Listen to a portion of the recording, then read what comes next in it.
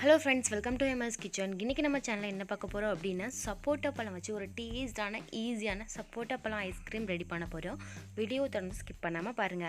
நம்ம சேனலை நீங்க ஃபர்ஸ்ட் டைம் பார்க்கறதா இருந்தா Subscribe பண்ணிட்டு கூடவே பக்கத்துல உள்ள பெல் ஐகானை கிளிக் பண்ணிடுங்க.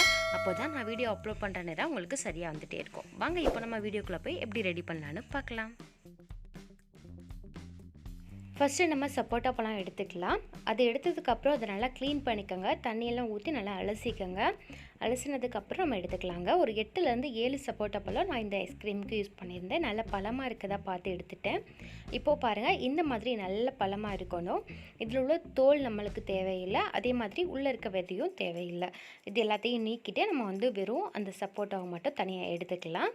இப்போ பாருங்க நான் இந்த மாதிரி எடுத்துட்டு ஸ்பூனில் தான் நான் அது எல்லாத்தையும் எடுத்து தனியாக ஒரு பவுலுக்கு எடுத்து வச்சுருக்கேன்.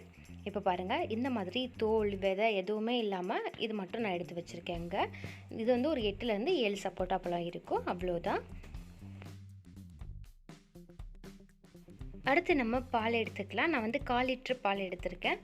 அதை நல்லா காய்ச்சிக்கங்க. இந்த மாதிரி நல்லா ஆடப்படுற அளவுக்கு நல்லா நீங்கள் பாலை காய்ச்சிக்கங்க. நல்லா காய்ச்சி வற்றினதுக்கப்புறம் நீங்கள் ஒரு 3 ஸ்பூன் கிட்ட கார்ன்ஃப்ளவர் மாவை ஆட் பண்ணிக்கோங்க. இப்போ இது கூட கொஞ்சமாக தண்ணி சேர்த்து ஒரு பேஸ்ட் மாதிரி நம்ம ரெடி பண்ணிக்கலாம்.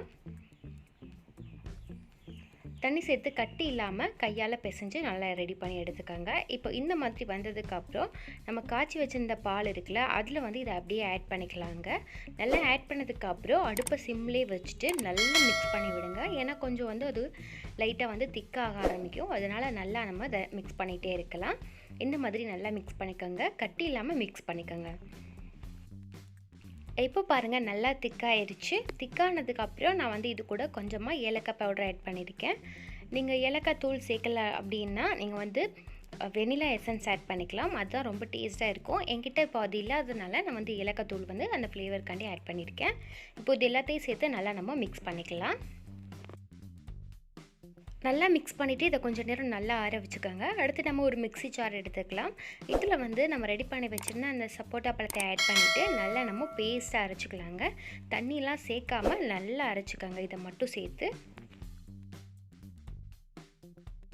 சப்போட்டா பழம் ஆட் பண்ணதுக்கப்புறம் தேவையான அளவு நம்ம இனிப்பு ஆட் பண்ணிக்கலாம். உங்களுக்கு எவ்வளோ இனிப்பு வேணுமோ அதுக்கு தகுந்த மாதிரி நீங்கள் சர்க்கரை ஆட் பண்ணிக்கோங்க. சர்க்கரை சேர்த்ததுக்கப்புறம் நல்லா பேஸ்ட்டாக அரைச்சிக்கோங்க.